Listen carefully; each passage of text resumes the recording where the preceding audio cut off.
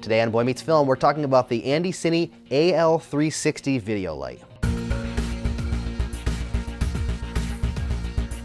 Hi fellow filmmaker fiends, Matt here for Boy Meets Film. Today we are talking about an Andy Cine light, a new light that they have out. It's the AL360. You can see it here. We'll talk about it more in just a second, but first of all, this is a review and these are my thoughts. Just a quick disclaimer. I am giving my personal opinions on this. Andy Cine was nice enough to send me this, but they're not paying me for this review. I am going to give my thoughts, my personal opinions, the things that I like about it, the things I might not like, and we will go from there. So first of all, this is a very small compact light. You can see here it's actually pretty bright. I've got it at, well, it's 0 there. It starts off at 10%. It does have a battery indicator on the back. It shows the percentage of power for the light, and it also shows the color temperature. This light is completely adjustable for color temperature. It does go from 3200 Kelvin to 5700 Kelvin, and it goes in increments based on 50 degrees. So you can do 5150, for instance, or 5100 or 5050.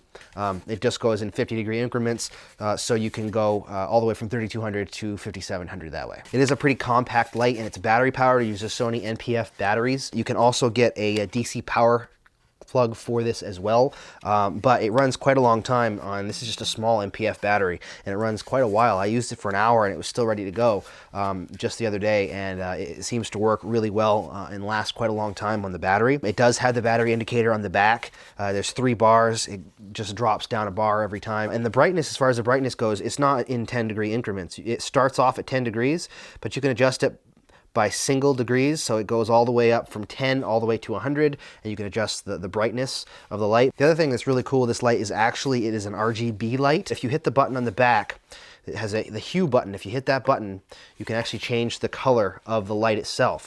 They say there's 360 different colors. The counter here does go from 0 to 360. There's not a lot of difference between some of the single-digit numbers. Obviously, you can see it changing here. You can get some purple and some red and green and orange. And it's got some really cool color, and it's really bright. This is only at 39% power, and it's getting a really good orange light. Let me switch it so that's something a little more. So you got some red here. Let's turn it up all the way. And so you got some really good red, strong red light, really bright and really bright.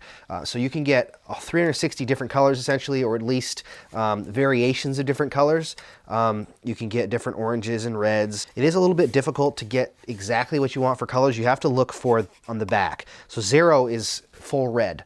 And then you go in different increments. It goes from 0, then it goes to yellowish, and then it's green. It goes to green, and then it switches over to blue and different shades of blue, and then it goes purple, and finally back to red. The indicator on the back does seem to work really well as far as dialing in color goes. So if you know around what you're looking for, then you can dial in the number and then just leave it, and then it'll just switch a few seconds later. That was one of the gripes I had about it. Was I like the light and I like the color representation that the light has. It's really good, but I don't like the delay that you have when you have to wait for the light color to change. You turn it a couple of spots and you're waiting, and you're almost tempted to turn it even more because it takes a few seconds for it to really kick in the color that you're trying to get. Overall, I really do like the color that this light puts off. It gives some freedom with it being so small and battery powered. You can throw it in as a kicker light or just as an ambience light or anything, anywhere, just to add some pops of color, which is really cool. There's a lot of really cool things you could do with this because of the size and the ability to just easily carry it, and the fact that it takes NP-F batteries, which most of us probably have a lot of NP-F batteries laying around, and that just makes it that much more simple. As far as the body goes, it is a plastic body, which for the price at $75, you're just barely over 75. That's not bad, because for 75 bucks you can pick up a couple of these lights. Cost you 150 bucks, and you've got a couple of bright lights that are battery powered that'll just keep you portable. It does only have one mounting point on the very bottom here. You can see that. This is really meant to be a camera mounted light that you kind of stick on top of your camera if you're in a run and gun situation. But honestly, I would less use it for run and gun stuff and more use it for some creative work because of the color that you can get from this and all the different shades and how bright it is. I am going to probably use this light more when it comes to creative cinematography and lighting than I would be having it on my camera. The light does get really bright bright. If you turn it up and turn it to 100% power, it's very bright. You can kind of see there. I don't want to overblow this too much, but it does get really bright, and the dimmer works really well. It's responsive enough. It does go in single increments so that you're able to adjust it very particularly, although it doesn't go down below 10%. 10 is the lowest, and then it drops to 0. Then you can go up from there. So you can't get it really dim, but at 10%, that's not bad. For a $75 light, you're getting a lot of control over your lighting. There are a couple of quirks with this.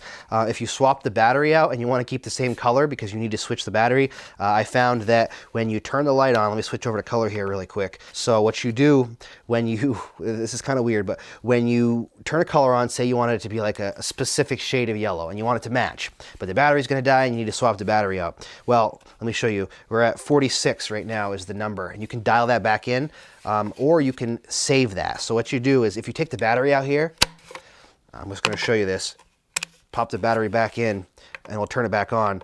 The color's back down to red instead of being at the color temperature that we want. The trick that I found, which is kind of weird, if you actually put it at the color temperature that you want, say we want like a greenish color, if you actually turn the light off, then take the battery out, then you can put the battery back in, turn it back on and switch the color, it actually saves the color that you had. So instead of swapping the battery off, which I think it's a good practice to power down anything you're gonna swap batteries for anyways, but if you're trying to save a specific color temperature or a specific color from the RGB side, then I would turn it off and then take the battery out and then swap batteries, because that'll save the information, both brightness and color. So let's look at some pros and cons. Pro number one, it is cheap. $75 or just over that is cheap for a decent light. It's incredibly bright. You also have the ability to adjust the brightness from 10% all the way up to 100.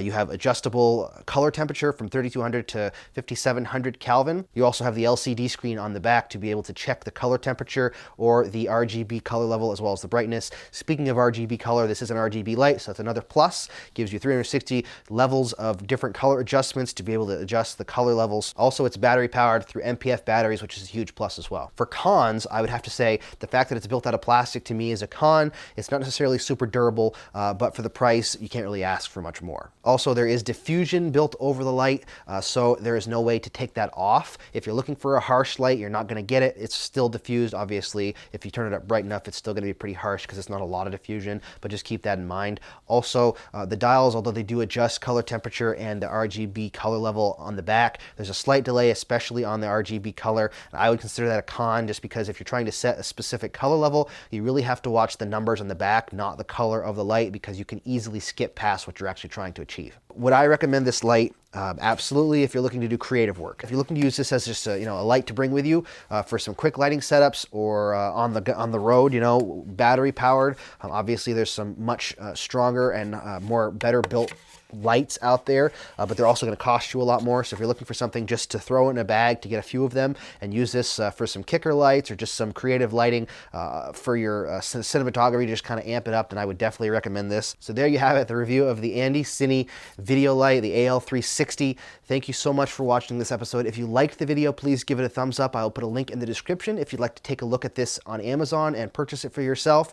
If you like this type of video and you enjoy filmmaking content, please subscribe to our channel. We've got some cool stuff coming up, including reviews and other exclusive content. So please subscribe and hit the bell icon for future updates. Thank you again for watching, and we'll see you next time.